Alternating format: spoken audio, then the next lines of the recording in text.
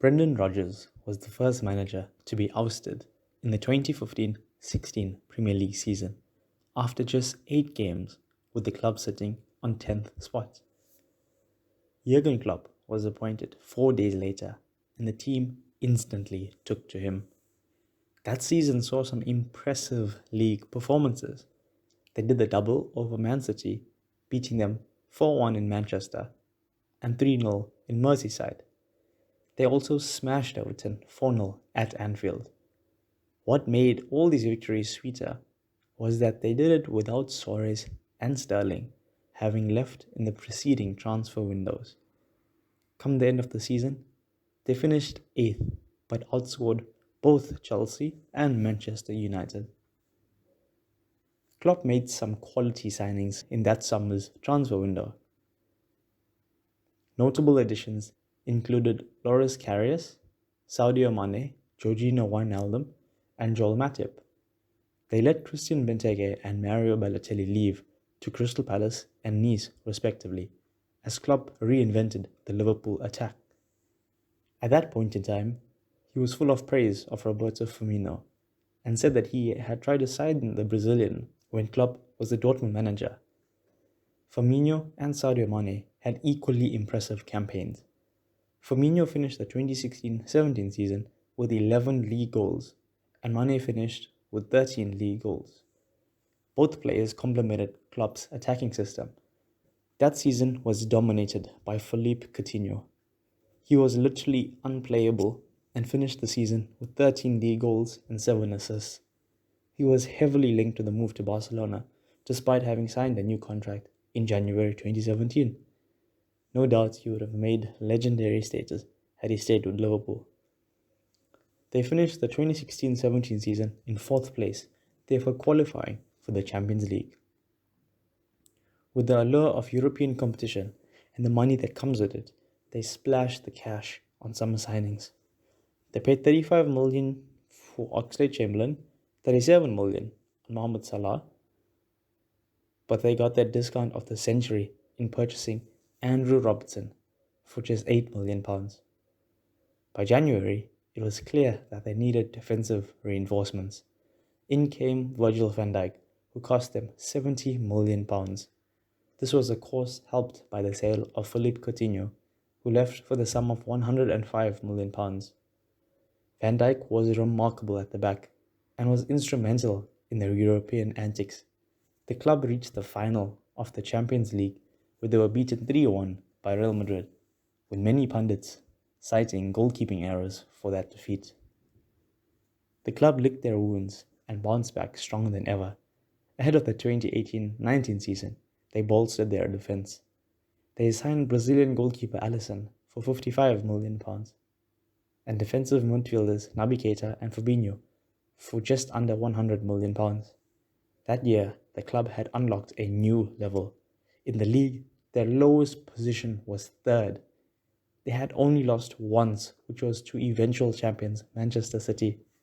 It was really a 2-horse race, with Liverpool pushing City right to the end. Liverpool finished 2nd by just 1 point.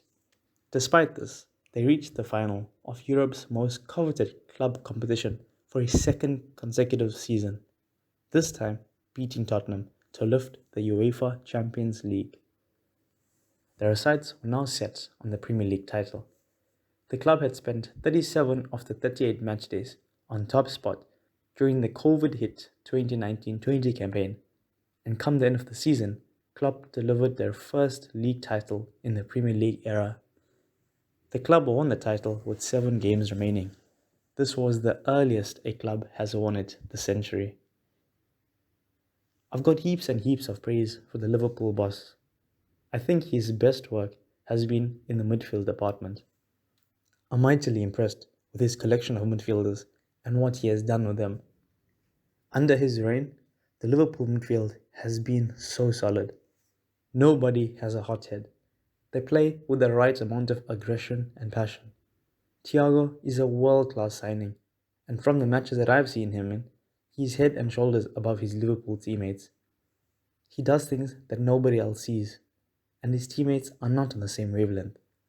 He reminds me of James at Everton. Naby Keita has not broken into the first team as yet, despite donning the most iconic shirt at the club. The 26-year-old has been with the Reds since 2018 and has 2 seasons remaining on his initial 5-year deal. I think he is on his way out, as a club will most likely phase in their academy players. Curtis Jones is one of these players. I think he has what it takes to cut it at this level. He has an educated right foot and good acceleration. There is also Harvey Elliot, who signed from Fulham in the 2019-20 season. He has been promoted. He has been promoted from Liverpool's under-23s to their first team, and it seems like he will occupy the right wing, with Salah most likely occupying the striker's berth. Then there's Harry Wilson, who signed for Fulham on a permanent basis, with a fee rumoured to be £12 million. This is surely down to a lack of minutes in the Reds shirt, and I think others may follow suit. I think Fabinho, on his day, is on par with the likes of Modric, Casemiro, Rodri, and Busquets. I feel that Fabinho offers more than them. Amazing things happen when Fabinho is on the ball. It's shocking to see the amount of backspin he generates when he hits the ball from those deep-lying midfield positions. I think the midfield players around him allow him to have a bit more time on the ball and really pick out those passes. It will be interesting to see how he plays without Wijnaldum, who has always seemed on hand to receive the pass. I cannot complete this midfield segment without mentioning James Mulna. The man was almost 30 when he signed for Liverpool, and I for one thought his best years were behind him. Trophies aside, I was amazed at his versatility. He can play in just about every position on the pitch and has a proper engine on him. The Reds have had some serious injury concerns in the past, with multiple first-team players out for months. Yet he slots right in. He's a complete footballer and understands the game. I'd like to see him take up coaching when he hangs his boots up, and I still think he has a lot to offer. At the age of 35, I think this will be his final season at Liverpool. Jurgen Klopp has earned a well-deserved break, and there is talk that he will take a sabbatical from coaching following the expiration of his current contract. The 2021-22 season is the final year of his current contract. I don't think the club will ever sack him. Just a few months ago, Liverpool experienced their worst run under his tenure. Since the start of 2021, they were beaten 8 times in 12 league fixtures. Furthermore, this included a run of 6 straight league defeats at Anfield, another record for Klopp, although this time unwanted. Shockingly, they had only scored 1 league goal at Anfield in January, February, and March of 2021. During this period, they lost 2-0 to Everton at Anfield. That win ended Everton's run of 23 visits to Anfield to face Liverpool without a win in all competitions. And it was the first for the Blues this century. Some had touted at the sacking. However, I think for the silverware he delivered, he has all the slack in the world. He also had no first-choice centre-backs available to him, with Henderson, Fabinho, Phillips, Kabak, and Matip filling in when they were fit. Personally, I think Thiago and Alisson could have done more. It was a great opportunity for Alisson to step up and perhaps show his prowess in the nets.